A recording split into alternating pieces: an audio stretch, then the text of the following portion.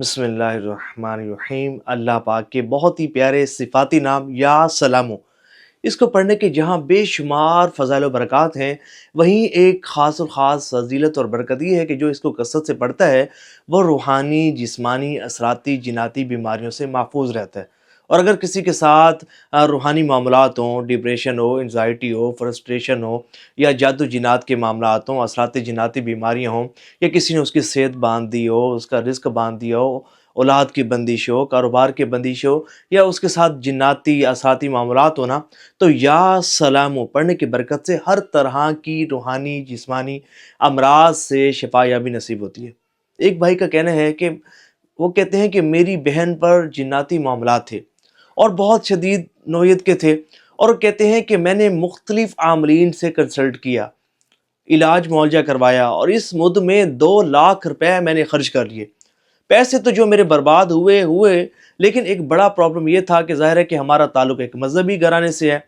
تو عاملین کے سامنے بہن کو لے کر جانا میرے لیے بہت زیادہ پریشان کن تھا۔ اور پھر پردے کے معاملات تھے تو ہم بہت زیادہ ڈسٹرب تھے، پورے گھر والے بہت زیادہ ڈسٹرب تھے، پیسے بھی بہت زیادہ خرچ کر چکے تھے، وقت بھی ضائع ہو رہا تھا، اور ان کی بہن کی طبیعت ٹھیک نہیں ہو پا رہی تھی، تو ان کو یا سلاموں کا وظیفہ دیا گیا اور یہ بتایا گیا کہ 1.25 مرتبہ آپ نے اس کو پڑھنا ہے، اور پڑھ کر پانی پر دم کرنا ہے، ڈیلی جتنا پڑھا جائے پانی پر دم کریں، یہاں تک کہ تعداد 1.25 ہو جائے۔ وہ پانی اپنی بہن کو دیں، وہ پئیں، اللہ پاک کی رحمت سے امید ہے کہ شفا یابی نصیب ہوگی۔ تو انہوں نے 1.25 پڑھا، پڑھ کر پانی پر دم کیا، اپنی بہن کو دیا، پھر نیز اپنی بہن کو بھی کہا کہ وہ یا سلامو پڑھیں، تو دونوں نے یا سلامو کی کثرت کی، اور الحمدللہ رب العالمین اسی بابرکت وظیفے کی، اللہ پاک کے اس صفاتی نام کی برکت سے ان کی بہن کو شفا یابی نصیب ہوئی۔